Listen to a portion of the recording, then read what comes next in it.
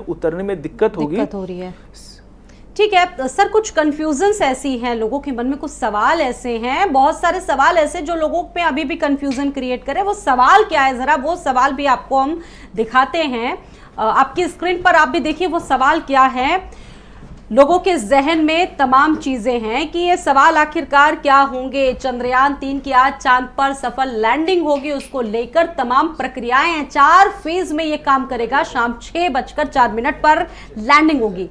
क्या सवाल होंगे, उनके क्या जवाब होंगे, आज दिन भर हमारे जो तमाम साइंटिस्ट हैं वो आपको जवाब देंगे। और वो सवाल क्या है वो भी हम आपको बहुत जल्दी से आपकी स्क्रीन पर दिखा रहे हैं। तो देखिए सवाल क्या है, बहुत जल्द आपकी स्क्रीन पर आने वाले हैं। चंद्रयान 3 इतिहास रचने जा रहा है। दक्षिणी ध्रुव पर उतरने वाला पहला देश होगा ये, और शाम 5:45 पर लैंडिंग की जो पूरी प्रक्रिया है वो शुरू हो जाएगी। और ऐसे में बहुत सारे सवाल हैं, लेकिन उससे पहले आपको इस वक्त की सबसे बड़ी खबर यही बता रहे हैं। अपडेट इससे जुड़ा जो भी है, प्रधानमंत्री इससे आज जुड़ेंगे। प्रधानमंत्री खुद दक्षिणी अफ्रीका में है। चंद्रयान 3 की आज चांद पर लैंडिंग होगी। 6:04 पर लैंडिंग करेगा चंद्रयान। चंद्रयान 3 की आज चंद्रमा पर लैंडिंग होगी। 5:45 का जो समय है वो दिया जाएगा। 4 फेजेस में ये पूरा जो प्रोसेस होगा वो होगा, लैंडिंग की पूरी प्रक्रिया होगी। देश भर की नजर है, देश भर में प्रार्थनाओं का दौर जारी है। साउथ पोल यानी कि दक्षिणी पोल, जहां पर अभी तक कोई भी नहीं पहुंचा है, वहां पर हमारा चंद्रयान जो 3 है वो पहुंचने वाला है। दक्षिणी ध्रुव पर उतरने वाला पहला देश होगा भारत। कैमरे लगातार मॉनिटरिंग कर रहे हैं, सेफ एरिया को कवर करने की तलाश कर रहे हैं। इससे जुड़ी जो अपडेट है वो आपको हम लोग पल पल भारत समाचार पर दिखा रहे हैं। दिन भर आज हमारे साथ जुड़े रहिए, हर एक अपडेट, हर एक जानकारी आपको यहां से मिलती रहेगी। चांद पर सॉफ्ट वाला चौथा देश बनेगा भारत। आर्टिफिशियल इंटेलिजेंस का भी लगातार सहारा लिया जा रहा है। चांद की सतह से जानकारी भेजेगा रोवर प्रज्ञान। चंद्रमा की सतह पर कई वैज्ञानिक प्रयोगों को आज अंजाम दिया जाएगा। तो देखिए बेहद महत्वपूर्ण बात, देश भर में प्रार्थनाओं का दौर जारी। और अगर चंद्रयान 3 दक्षिणी ध्रुव की सतह पर सॉफ्ट लैंडिंग यानी कि बेहद आराम से उतरने में कामयाब सफल हो जाता है, तो यह अंतरिक्ष क्षेत्र में भारत की तरफ से बड़ी छलांग लगाने वाला होगा, क्योंकि कोई दुनिया का मुल्क अभी तक चांद के इस हिस्से पर सॉफ्ट लैंडिंग करने में कामयाब नहीं हो पाया है। इसकी वजह क्षेत्र की विशेष भौगोलिक जो परिस्थितियां हैं वो मानी जा रही है, क्योंकि वहां की जो विशेष भौगोलिक परिस्थितियां है वो अपने आप में इतनी टफ है, इतनी चैलेंजिंग है कि कोई वहां पर अभी तक पहुंचने का कहा जा सकता है हिम्मत नहीं उठा पाया है।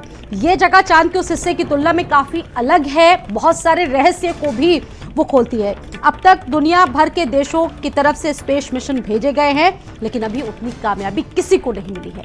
तो देखिए शाम 5:45 पर लैंडिंग की जो प्रक्रिया वो शुरू हो जाएगी, लेकिन उससे पहले इससे जुड़े जो भी अपडेट्स हैं वो अभी आप भारत समाचार पर देख रहे हैं। 4 चरणों में जो फेजेस है वो इसका शुरू होगा। शाम 6:04 पर लैंड करेगा चंद्रयान 3।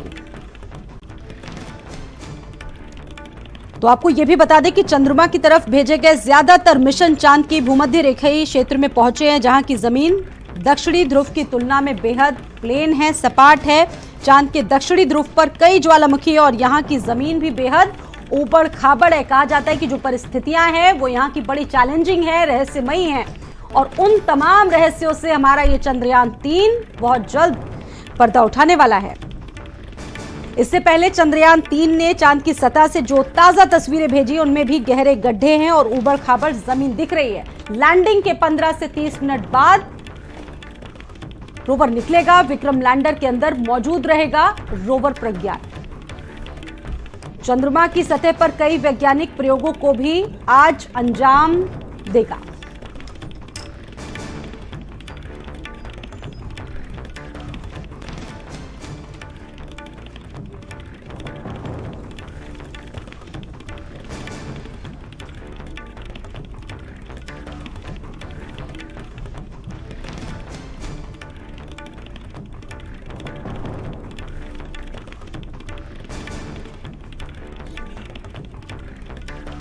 योगेश्वरनाथ मिश्रा है, दत्त ठीक है, आप बस Yogeshwar Mishra.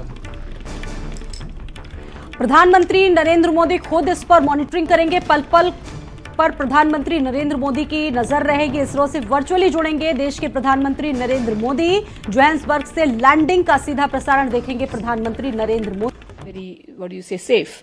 So the space as such is very difficult, and there are hazard in the sense that there are charged particles. These are all electronic systems on board the spacecraft. All the systems are working well would mean that none of them are affected by the charged particles or the fields which are present there. The journey itself is not easy, and also the environment is not easy because it is full of charged particles which can actually hamper the functioning of the instruments. So far everything has been going well. So till the lander landing, everything has to function as per the expected norms. But I think there are precautions taken that if some of them fail, still the landing can proceed. But after the landing also, there are various steps to be taken. Like you have to be able to open the door of the lander after landing and everything settles down. And it has to open properly, fall onto the ground. And the rover from inside has to be in good shape, and it has to roll out properly and onto the surface, and then carry out and it has to start functioning. So there are lot of milestones still pending to make sure that everything. Rover moves around 500-meter area around lander. It will have two wheels, and in one wheel we have embossed the symbol of ISRO, and on the other wheel we have Ashoka Stamp embossed on the wheels. So whenever the rover makes any movement, it will leave the imprint or the footmark of the ISRO logo as well as the Ashoka Stamp on the surface of the moon. And one rover imager or camera system which we have mounted on the rover at the back side, it will always take image of this area whenever roller moves forward or backward. So that way our logo and Ashoka Stamp will be implanted on the moon surface. Like last time we did the flag of India on the moon surface. Similarly, this time we'll have this typical unique ISRO logo as well as the Ashoka Stamp embossed or imprinted on the moon surface. अभी तक जिस तरह से इसरो ने सुनिश्चित किया है कि हमारा मिशन जो है वो काफ़ी स्टेबल है और अभी अपने आखिरी किलोमीटर्स का सफ़र है उसके लिए पूर्णतः तैयार है। तो अभी तक तो कोई इस तरीके की खबर नहीं है कि हमें लास्ट मिनट चैलेंजेस फेस करने पड़े, पर स्टिल सॉफ्ट लैंडिंग जो है अभी भी हमारे लिए एक मेजर कंसर्न है। जब तक हम चंद्रमा की सतह पर आसान से सेफली जो है लैंड नहीं कर जाते, तब तक डेफिनेटली फिंगर्स क्रॉस रहेंगे। ये बहुत बड़ी कामयाबी रहेगी। अगर ये सक्सेसफुल होता है तो हम दुनिया का दूसरा देश बनेंगे पिछले 40 सालों में जो चांद के ऊपर सॉफ्ट लैंडिंग करेगा। और अगर हम पूरी ह्यूमन हिस्ट्री की बात करें तो स्पेस एक्सप्लोरेशन में ऐसे 4-5 देशों में गिने जाएंगे जिन्होंने चांद पर सक्सेसफुली सॉफ्ट लैंडिंग की है। ये हमारी साइंटिफिक कैपेबिलिटी का दबदबा पूरी दुनिया में बनाएगा और ये बहुत बड़ी बात होगी। रिएक्शंस भी लगातार आ रही हैं। देश भर में प्रार्थनाओं का दौर जारी है और 6:04 वो समय है कि उस वक्त जो सॉफ्ट लैंडिंग की प्रक्रिया वो शुरू हो जाएगी। देखिए, लोगों के जहन में कुछ शंकाएं हैं, अभी भी सवाल हैं और वो सवाल उनका जवाब देंगे योगेश्वर जी हमारे साथ जुड़े हुए हैं। वो सवाल क्या हैं, वो सवाल आपको ग्राफिक्स के जरिए आप खुद बताएंगे योगेश्वर जी। जी जी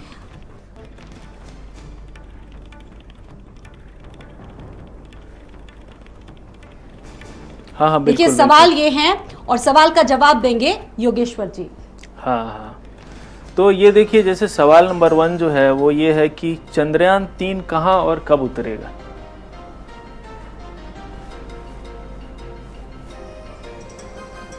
जी जी जी तो जैसा कि सवाल है कि चंद्रयान 3 जो है वो कहां पे उतरेगा, तो चंद्रयान 3 जो है वो 23 अगस्त को शाम 6:04 पे चंद्रमा के दक्षिणी ध्रुव क्षेत्र में लैंडिंग करेगा। जी, लैंडर की टच डाउन वेग क्या होगी। देखिए, दूसरा सवाल ये है योगेश्वर जी, इसका भी जवाब हम आपसे जानना चाहेंगे। जी, तो देखिए क्वेश्चन ये है कि जो लैंडर है हमारा विक्रम लैंडर, उसकी टच डाउन स्पीड या उसकी टच डाउन स्पीड क्या होगी। तो जो उसकी टच डाउन स्पीड होने वाली है वो बेसिकली ये है कि वेग जो होगा उसका वेलोसिटी जिसको बोलते हैं 2 मीटर प्रति सेकेंड जो है वो वर्टिकल डायरेक्शन में होगी। ठीक है, और 0.5 मीटर पर सेकेंड हॉरिजॉन्टल डायरेक्शन में होने वाली है। तो ये समझ सकते हैं कि ये वर्टिकल डायरेक्शन है, ये हॉरिजॉन्टल डायरेक्शन है। बिल्कुल। तो देखिए ये जवाब है और नेक्स्ट क्वेश्चन भी अभी आपकी स्क्रीन पे आने वाला है। सवाल ये है कि चंद्रमा की दूरी पृथ्वी से कितनी दूरी है, वो भी सर बता रहे हैं। जी, तो तीसरा सवाल जो है, कहा गया कि चंद्रमा पृथ्वी से कितनी दूरी पर है। हम चंद्रमा को देख पाते हैं अपनी आंख से? बिल्कुल, देखिए जवाब दर्शकों को लगातार मिल रहा है और सिग्नल भेजने की पूरी प्रक्रिया क्या है वो भी हम आपसे जानेंगे। जी, तो पृथ्वी से चंद्रमा की जो दूरी है वो 3,84,400 किलोमीटर है। तो चंद्रमा दिखता तो है हमें कि बहुत नज़दीक है, लेकिन प्रैक्टिकली बहुत दूर है। जी जी बिल्कुल। तो देखिए ये सवाल हैं जिनका जवाब दे रहे हैं और आगे बहुत सारे सवाल हैं लोगों के जिन पर दिन भर भारत समाचार पर आज हम चर्चा करेंगे। योगेश्वर जी खुद आपकी कंफ्यूजन को दूर करेंगे, लेकिन सर उससे पहले सवाल एक ये भी है कि देखिए दक्षिणी ध्रुव जिसका हम लोग जिक्र कर रहे हैं, बड़ा रहस्यमयी कहा जाता है, वहां पर कोई नहीं पहुंचा है। कहा जाता है कि वहां पर पानी की जो तलाश है वो भी की जा रही है। बहुत सारे सवाल है लोगों के जहन में, सर कैसे दूर करेंगे उनके सवालों को? देखिए दक्षिणी ध्रुव, अगर कहते हैं ना कि कोई चीज अगर आसान नहीं होती है तो कोई भी कर सकता है। बिल्कुल। तो ये चीज आसान इसलिए नहीं है क्योंकि जो दक्षिणी ध्रुव है वहां पे सूर्य का जो प्रकाश है वो पड़ता नहीं है, वो कवर रहता है, एक तरह से शैडो में रहता है वो रीजन। और वो शैडो में रीजन जो है वो बहुत कई सालों से है, मतलब हजारों सालों से है, लाखों सालों से है। जब चंद्रमा जो है, वो कहते हैं कि चंद्रमा जो है निकल के बना हुआ है धरती से, ठीक है ना, तो तब से वो वाला जो एरिया है वो उसी तरह से शैडो में है। और जब चंद्रयान 1 जो वहाँ पे उतरा था, जब वहाँ पे हार्ड लैंडिंग की गई, तो चंद्रयान 1 में क्या हुआ था कि हमारा जो लैंडर है वो गया, उसने इंस्ट्रूमेंट जो है उसको सीधा गिरा दिया वहाँ पे। और जब उसने गिराया तो पहली बार उसने मेजर किया कि जो सूर्य का ऐसा हिस्सा जहाँ पे अंधेरा है, जो दक्षिणी ध्रुव है, वहाँ पे पानी है, ठीक है। और तभी नासा को भी पता चला कि वहाँ पे पानी है। तो कहने का मतलब है कि वहाँ पे पानी है। दूसरी चीज़ कि वहाँ पे कौन कौन से मिनरल हैं, ये सारी चीज़ें हमें पता नहीं है। और ये चीज़ अगर पता चल जाएगी तो विज्ञान के लिए बहुत बड़ी चीज़ होगी, इसलिए क्योंकि हमें पता चलेगा कि धरती और चंद्रमा की उत्पत्ति कैसे हुई थी। क्योंकि उस वाले एरिया को बहुत अनएक्सप्लोर्ड माना जाता है, वहाँ पे कोई गया नहीं है, कोई उस चीज़ को, बहुत लोग कहते हैं कि जो उसके अंदर पानी है वो कई लाखों साल से इसी तरह से ऐसे जमा हुआ पड़ा है। तो हो सकता है कि पानी के अंदर जीवन के भी कुछ अवशेष होंगे, तो उस चीज़ को हम जान पाएंगे, उस चीज़ को समझ पाएंगे। तो इसलिए दक्षिणी ध्रुव पे जाना बहुत ही ज़्यादा इम्पोर्टेंट है। अगर इंडिया इस चीज़ को कर लेता है, जैसे मैंने पहले ही कहा, तो हम सबसे पहले होंगे जो सॉफ्ट लैंडिंग किए हैं दक्षिणी ध्रुव पे जाके। अच्छा, इस बार कितने कैमरे लगाए गए हैं जो मॉनिटरिंग कर रहे हैं, सेफ एरिया की तलाश कर रहे हैं, और बताया जा रहा है कि आर्टिफिशियल इंटेलिजेंस का भी सहारा लिया गया है इस बार? जी, तो कैमरे तो बहुत ज़्यादा लैस है। मुझे लग रहा है कि उसमें 6 से 7 एडवांस कैमरे लगे हुए हैं। कैमरा लैंडर में भी लगा हुआ है, फिर जो प्रज्ञान हमारा ये क्या कहते हैं रोवर है, उसके अंदर भी कैमरा लगा हुआ है, क्योंकि जब धरती पे उतरेगा तो वो फोटोज लेगा उसके सतह की।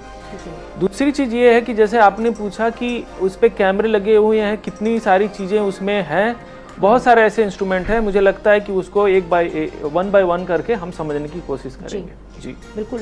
4 प्रोसेस बताए जा रहे हैं, जो 4 फेजेस है, उसमें बताया जा रहा है कि जो पूरी प्रक्रिया होगी, जो पूरा प्रोसेस होगा, 4 फेजेस में होगा। जी जी।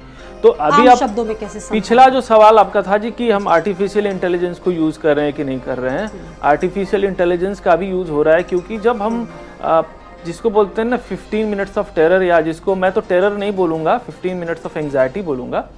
होता क्या है कि 15 या 10 मिनट के बाद जो लैंडर है उसको ऑटोमेटिकली हर एक चीज़ करनी होती है, क्योंकि सिग्नल धरती तक पहुंचने में टाइम लगता है। और अगर हम उस सिग्नल के बेसिस पे रिएक्ट करेंगे तब तक ये हो सकता है कि स्पेसक्राफ्ट जो है, ये सवाल, ये जवाब आपकी तरफ से लगातार हम लोग पूछते रहेंगे। और शांतनु रस्तोगी जी भी मेरे साथ जुड़ चुके हैं इस वक्त भारत समाचार पर, और फिजिक्स के प्रोफेसर है। बहुत स्वागत है सर, बहुत स्वागत है आपका शांतनु रस्तोगी जी। देखिए इस बार जो चर्चाएं हैं, हम लोग चंद्रयान पर चल रही है हमारी, इस वक्त हमारे साथ योगेश